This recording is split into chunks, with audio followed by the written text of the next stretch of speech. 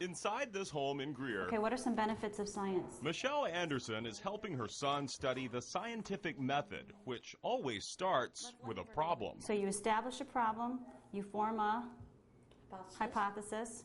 It's something she's qualified to teach. 6 years ago, after moving to Greer, Michelle found herself trying to solve her own problem. I started getting severe stomach cramps, and my son was also getting them at the same time. So I went to the doctor and had him check me out thoroughly. He couldn't find anything wrong. She says she later developed a painful rash on her forehead that would flare up when she took a shower. It started feeling like it was being burned with acid.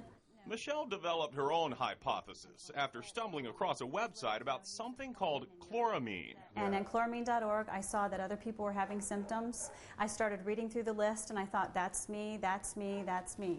But what is chloramine? Many of you drink it every day.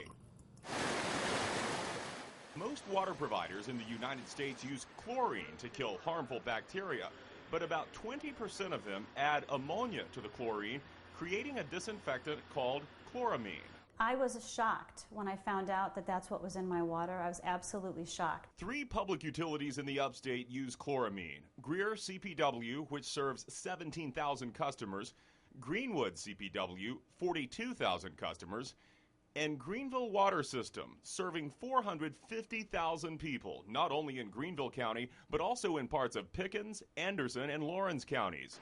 Greenville water officials say the sheer size of their system is the reason they prefer chloramine over chlorine. Chlorine is a very powerful disinfectant, but it tends to dissipate. The levels of chlorine can drop very quickly after it's done some of its disinfecting work. We like the long-lasting protection that chloramines afford us in the distribution system. These are injection points on the opposite side. You've got these pipes coming down and going in.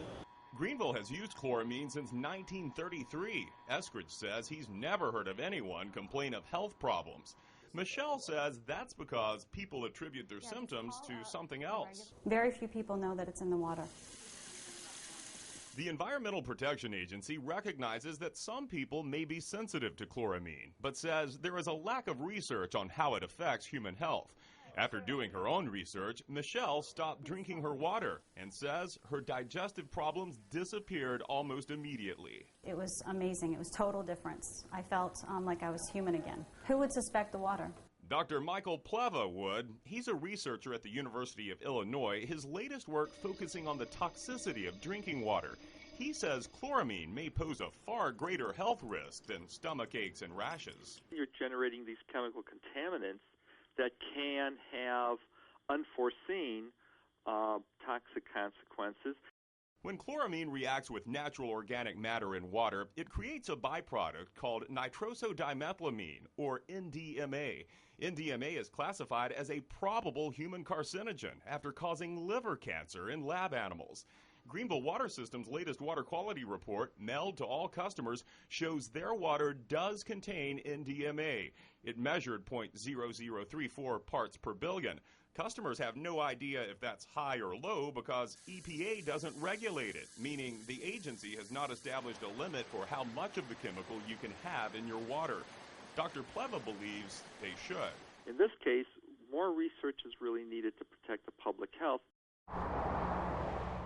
Adding to the questions is the state of Tennessee's stance on chloramine. It requires water providers to have free chlorine throughout their systems. The manager of Tennessee's Water Supply Division says that's because chlorine is better at killing bacteria, and he says there's just too much unknown about chloramine. Some of the unregulated byproducts that they form, the result of those byproducts on human health is not really well understood at this point. Should that be of concern to your almost 500,000 customers, that there's an entire state that doesn't use this stuff because their leaders aren't comfortable with it? I don't think so. We've been successfully using this since 1933. So while they may not have a history with this particular type of water disinfectant, we do. And we've been using this very carefully for a very long time. He says Greenville will continue using chloramine because they believe it produces the highest quality, safest drinking water. Greer, however, is considering a switch, but not because of NDMA, because of the concerns voiced by Michelle Anderson and a few other customers who blame chloramine for stomach cramps, acid reflux, rashes, and irritated eyes. General Manager Nick Stiegel says his staff visited a plant in Tennessee to see how they do it without chloramine. I think it's performed well for us. Can something be developed in the future that performs better? Certainly it can. Michelle says she's glad to see Greer is at least looking at other options. In the meantime, though, she continues to go out of her way to avoid Greer's water, even in the shower. I use Spartanburg water. I heat it up so that it's not so cold, and I stand there and pour the water over my head. Observation, like observing something. An experiment, as her son is learning, is part of the scientific method of finding a solution to a problem. Researchers say, to some degree, people are participating in an experiment every time they turn on their tap. In Greer, Chris Cato, 7 on your side.